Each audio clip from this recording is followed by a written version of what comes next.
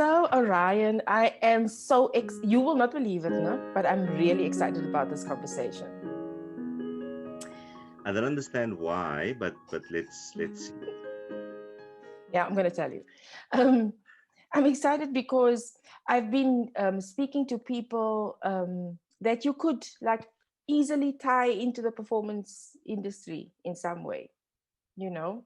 And I don't even Mm. think that you know that I consider you to have a performance input. I was expecting that expression. Okay. Yeah. Okay. But just for the benefit of everybody watching, this is O'Ryan Julius.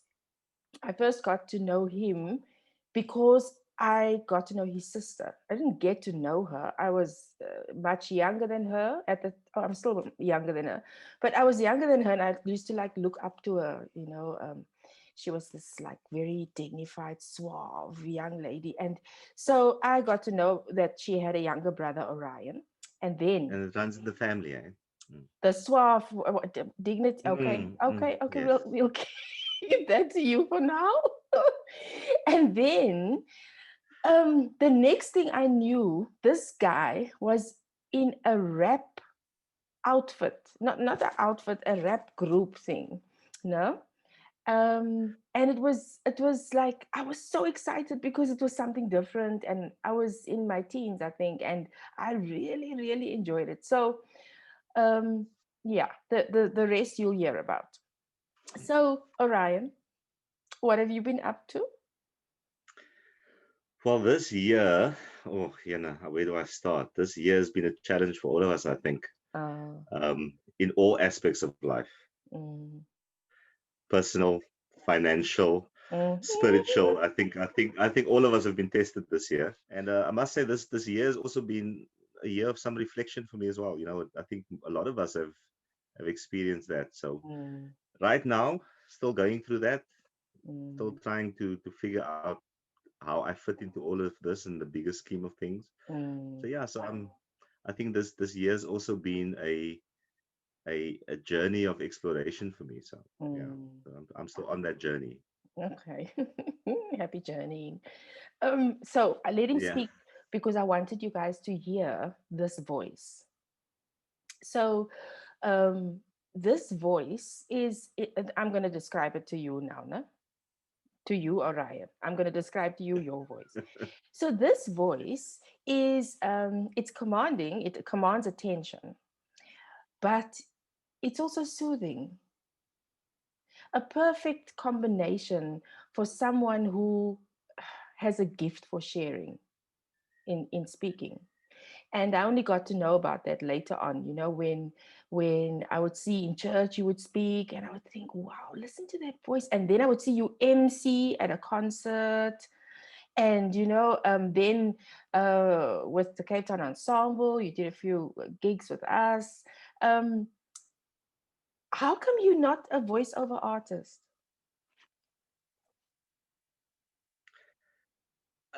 You said all these things, and I've never seen myself as any of that. So I think that's maybe the main reason why I haven't gone into that industry. But yeah, I just do it for the love of it. I've never seen myself as what you Mm, describe now. But yeah. mm. Okay, well, I'm planting seeds. And then, so in all of this, you are an educator. And that also has intrigued me, although I believe that it fits your personality, perfectly. But why did you become a teacher? I must tell you, Lisa, that I didn't start off pursuing that career. Ah, You know how when we're in high school and we think of our future, you have all these big dreams and etc. So after I finished high school, I pursued a career in the legal field. I actually started studying law, ooh, but I soon discovered that that was not what I wanted to do. So 2 years later, I just decided to quit that studies, and then I actually once again my journey actually started way back then already. You see, so I've been on this journey very long. I took a year in my life just to figure that out, and in that year, it made me think about a lot of things in my life and where I was at and what brought me to that to that place. mm, And I think it was due to the fact that there were a lot of teachers in my life that inspired me and sort of helped me on my journey. mm, And I think that was the reason why I decided to go into teaching, because I saw what they did for me, mm, and I saw that there were no big rewards in terms of what the world would see as rewards, but yet they were doing it with all this passion and not receiving back that much. So I thought to myself, there must be something more to this. And then I actually spoke to some teachers, and they spoke to me about the reward of investing back into the youth and shaping lives and things like that. And that's when I decided to go into education. A lot of people discouraged me. They said, "Why do you want to go into education? No, there's no money for teachers and there's all." But 20 years later, I must say, after being in teaching for 20 years, I must say that the rewards that I've experienced has been much greater mm, than monetary rewards could ever give mm, you. mm. Oh, jette. Jy praat nou so. I mean, that's like um, you found your passion. I You did. found a passion. And I'm very I did. intrigued by the fact that there was a gap. You essentially took a gap year. Yes. What do you think Yes. about gap years? I mean, there are a lot of young people who in matric don't know what they want to do. Yeah. Um, I think in terms of well, we're all different. There are some kids that finish high school and matric, and they know exactly what they want to do. mm, mm, They've already decided, they've set their goals. mm, But for those who are uncertain, I think it's important that you actually just step back and actually think about where you're going and what it is that satisfies you and what your passion is. mm, So I think that is important. And so some people might discourage gap years. mm, It worked for me. I mean, mm, it worked for me, and I would, if I would say, if there are kids that aren't sure about what they want to do, if they don't know where they're actually heading, step back, just take a look at your life, take that gap year, and then decide what you want to do. So I think it's yeah. important. Yeah. And then in is there merit to introducing career guidance? I don't know how to phrase it in today's educational terms, but um, I suppose that's what life orientation is supposed to be about. But I mean, like earlier in the high school, in your high school career, for you to be exposed to different things in the world. I think that's important. The one thing that we lacked at high school when we were at school, we didn't have that. Mm, And back then it was a matter of you become a teacher, you become a doctor, you become a lawyer, those careers. And there's so many careers out there, and I think that kids need to be exposed to that. Learners need to be exposed to that mm, so that they can make a better choice, so they make a mm, decision in terms of art, in terms of music, in terms of um, you know com- computers. There's so many things that they can do, and the aforementioned, I think the arts is something that is lacking because mm, kids aren't really encouraged to go into the arts, and that is also a career path that they can mm, follow. mm, So yeah, I think it's important that you need, if you see um, something in a kid or in a learner in your class, you need to sort of guide them in that direction. mm, And like I said, just plant the seed. mm, I've had many kids come back to me after finishing school or finishing their studies and coming back to me and thanking me for encouraging to go in this direction or to take that route, etc. So yes, not there are few and far between because a lot of them just forget you and then move on. But those that do come uh, back, that is satisfying to know that I could have done something, or I could have helped someone mm, on their way, that path. mm. Yeah, it's a thankless job, but at the same time, yeah, people have great respect for teachers. They don't talk to the teachers about it, but they'll talk in other ways, in other platforms, and they'll talk about their primary school teacher in. Okay, when I was in school, it was sub A. I want to give you a scenario, a case study. You know? Mm, Okay, so you've been asked to MC a concert, a show. mm. How do you prepare for that? Firstly, it depends on what it is, what the concert is about, is it secular, is it spiritual, is it, so I sort of look at that aspect first, and I sort of get my mindset right. Because there's a Mm-hmm. big difference between doing a secular performance and doing spiritual. So you sort of first get your mindset right, and then you look at what, if those artists can give you the content of what they are going to do, what they are going to present, I sort of try and tie in whatever I say, in whichever way I guide the program, to tie in with what the message is that they are trying to get across. So Mm-hmm. I that's like that. basically the starting point here. You Mm-hmm. sort of tie in with whatever they want to give to people. So you need to Mm, sort of gel with them on that. mm, mm, Yeah. mm. And then and then on I mean, this is stuff people don't talk about. You know, we don't talk about the person who MCs. Now, for me, I have a very distinct preference. No, I have a distinct preference. I don't believe the MC must run what's happening on the stage. I believe there must be a concert manager who runs the show. You know, who Yeah. gets everybody on time and whatever.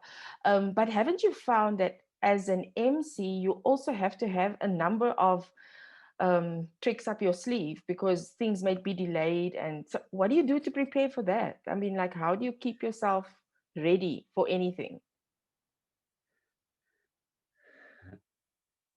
I think that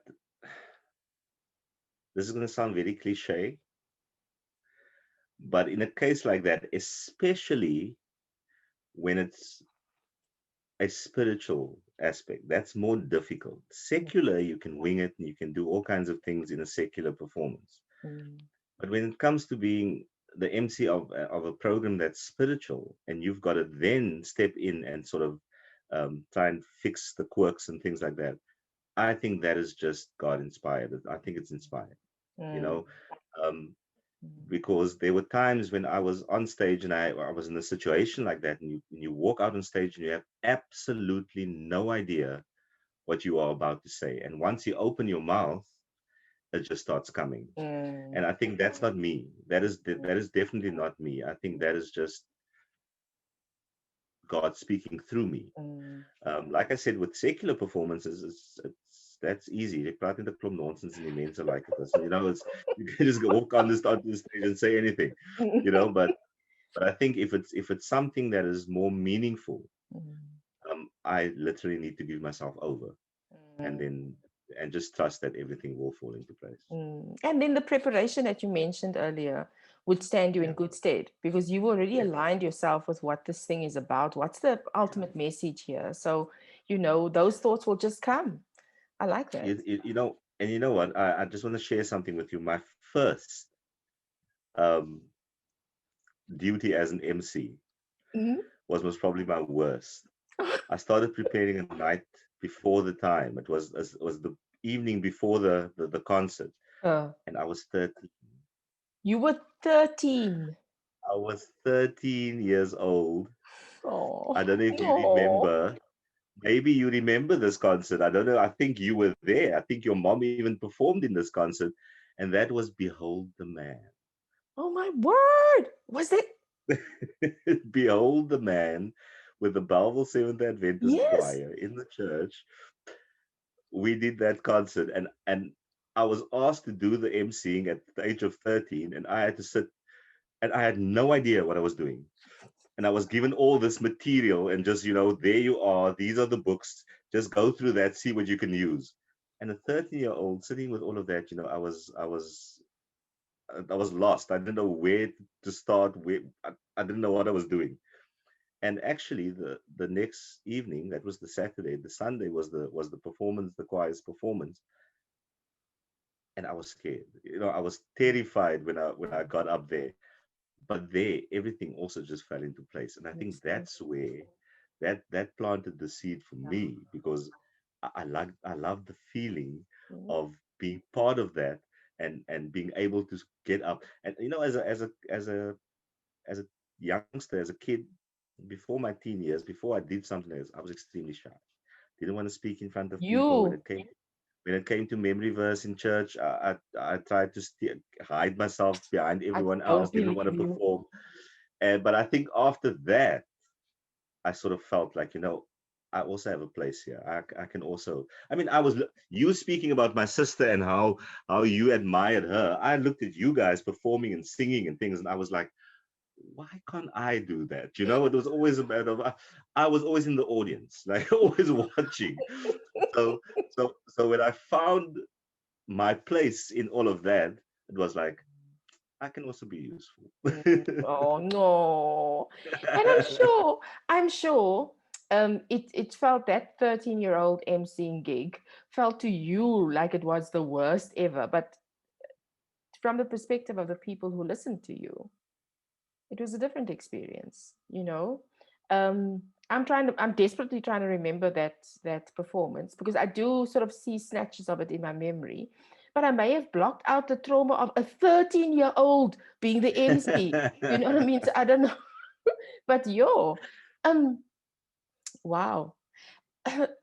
Yeah, so I've already like asked you about why you didn't, why you do not consider, doing voice because you can still do it. I mean, you can still be a teacher, and groom our leaders of tomorrow as you are, and you can still be a voiceover artist. I'm just saying, just throwing it out like in the air. So you come from a musical family, I um, do. an exceptionally music. I mean, like we're talking like generations of musicality, in your Mm. family. You also sing, and I was expecting some protest, but I see now you know that I'm not going to accept anything other than that. Um, how has music? What has music been in your life? Oh, Oh, you're a rapper oh. also. I mean, my goodness, that was an event, no, in my life. Seeing these three guys, I know them. I didn't even know you guys were okay. Medwin and you, I knew, but I didn't realize that Mikey had come to Belleville already. Yes, yes, yes. And I heard you guys Yeah. perform, and I'm thinking, Katie, oh, it's a lot rap. It was awesome. I do sing, or let me rather say, I've been allowed to sing, but I don't think that I received that much of a gift when it comes to the musicality. Ek kan hom nooit hou, né? Yeah, Ek kan hom exactly. nooit hou. Um, but for me, music has always been a part of my life. This just yesterday, I posted something on Facebook when I heard about the passing of Max Mace. That's nice. Yeah. Um, I mean, all of us, I think all of us grew up with heritage, Mhm, and from a young age in our home, that was what I heard.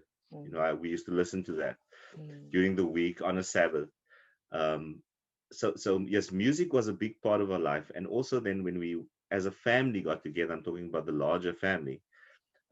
Music was also important for us there, and who can forget um, Vespers on the Sabbath, or exactly. you know, we'd spend hours just singing hymns and things like that, and for me that was very important. That was something that also groomed me. And I said yesterday in my post, I said that um, in times, and I've in my life, there were times when I went through very dark periods in my life, and very troubled periods in my life, and it was always music that got me through Mm, it.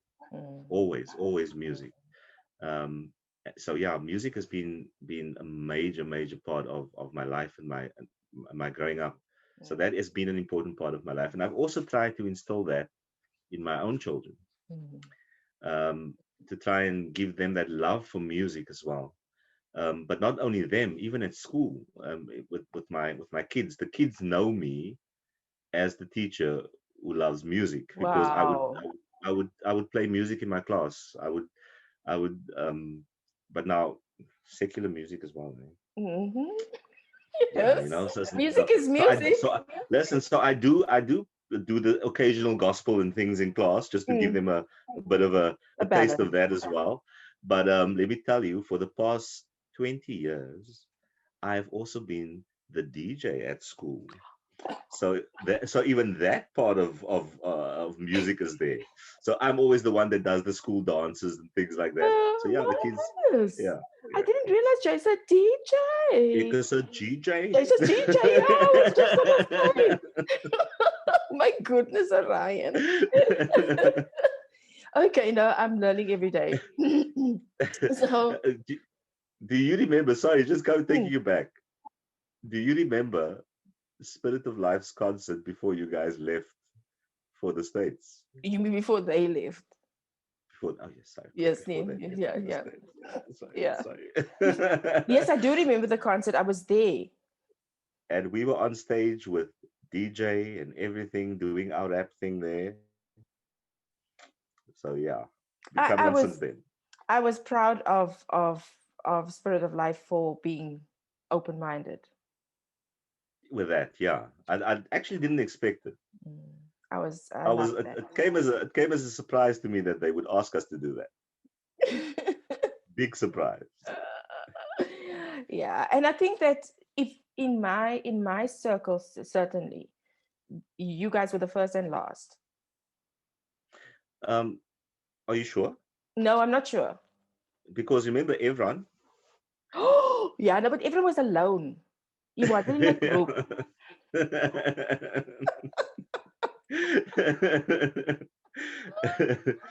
Oh my Uh, goodness. But you see, this is I just feel like this is an untapped resource within our circles. And I'm not only talking about church, I mean, everywhere. We look to people who are in performance art. We look at singing, playing an instrument, movement and dance, DJing, but not as much as it could be, um, because DJs are extremely technically minded people, definitely. with a very deep, good DJs. They have a very deep understanding of music. Yeah. So, Mm. and then, are we encouraging people to explore the path of the spoken word? As Yeah. you have. I mean, as a 13-year-old, you were emceeing a concert. You know, um, I feel like there is room for that. There is room for us to encourage that is also a role, and it's in the arts. It's not, you're not Yeah. an actor, or you're not a poet, but you're a person who can speak convincingly. There's so much that can be done. I always marvel when I look back at some of the ensemble's old performances, and I look at those things that you did. I listened to the recording. We even got you into a studio to try and get you to catch the bug. um, and I think this is something that is neglected.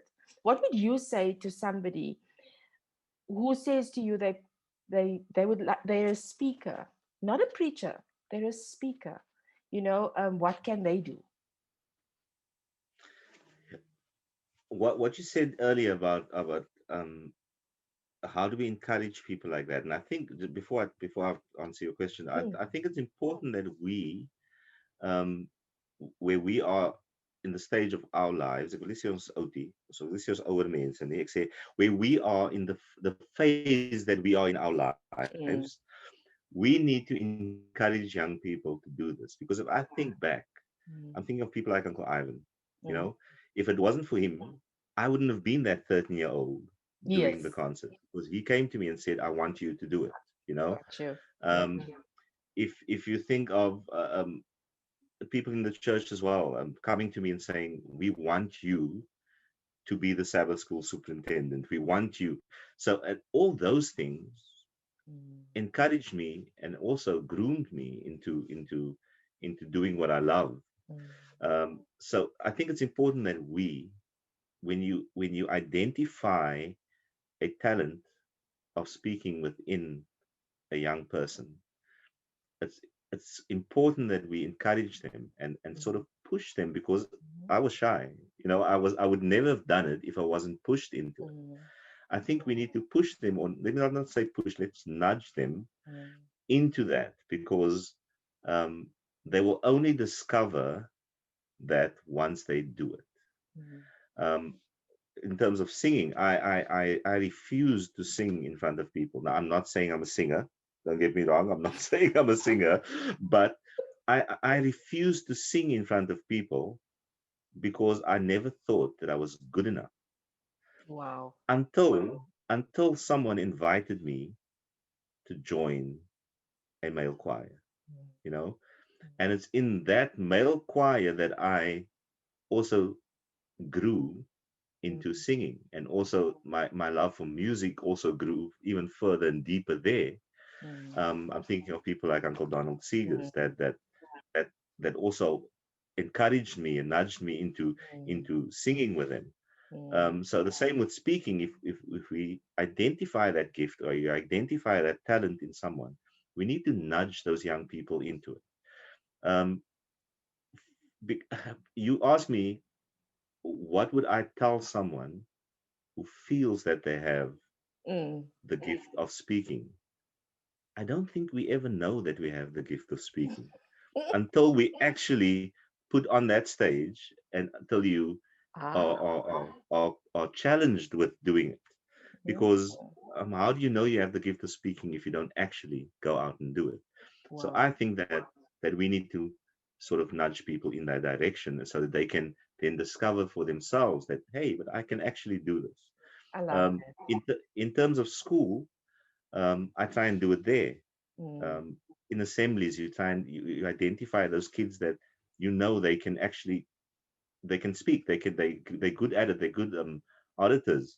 mm, So you give them the opportunity, mm. and just to see on their faces when they complete that task of speaking in front of people, and they walk off there and they come to you, and they, that look of satisfaction and achievement on their faces, I then did. you know, then Yeah. you know Mm, you did it.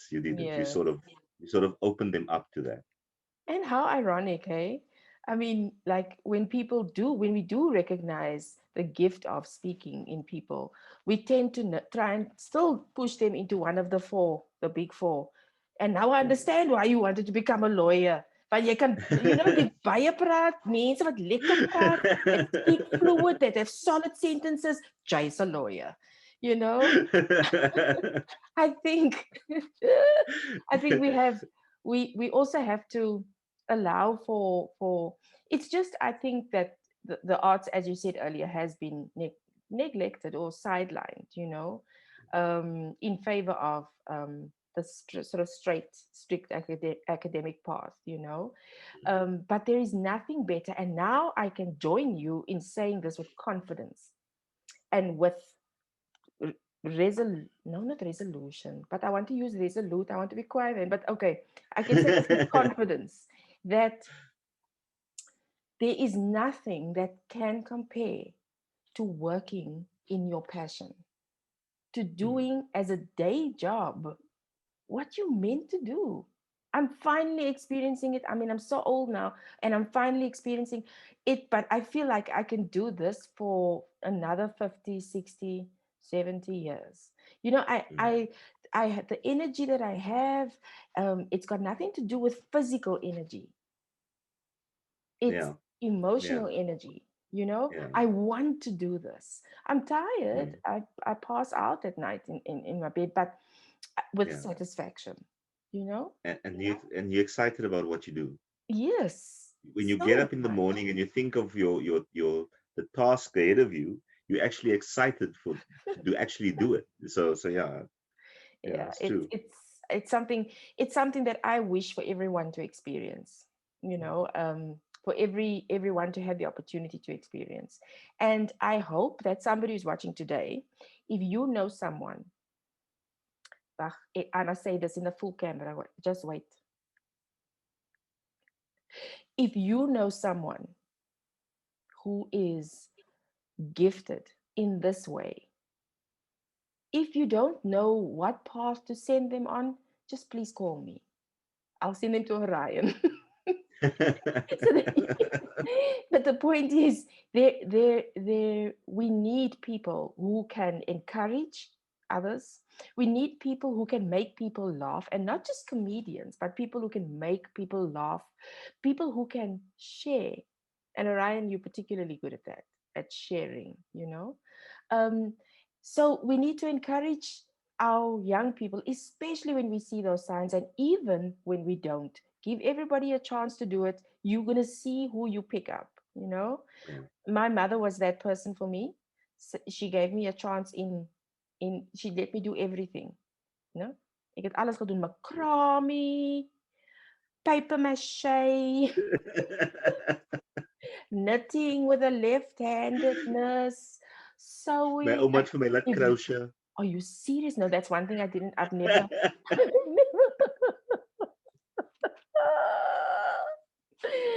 Oh my goodness, no, you're over the bomb. So yeah, I hope that somebody who's watching this will catch something, you know, not COVID, something good. Um, so I must say thank you, Ryan. I mean, there's so much else we have to talk about, and I mean, there's another episode. But I want you to know that I've always admired this gift in you and how you use it, and how graciously and in a dignified manner you do what you do. And I yeah, I'm just gonna leave it like that I- and let it I'm, I'm, I'm, simmer.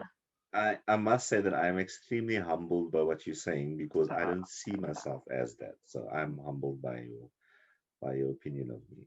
Okay, well, hopefully play this back, play it over and over and over so that you actually do believe it. But anyway, so that's all we have time for this episode. Everybody, we'll see you next week for the next conversation. Thank you, Lisa. It was an honor for me to be on your show. Thank you.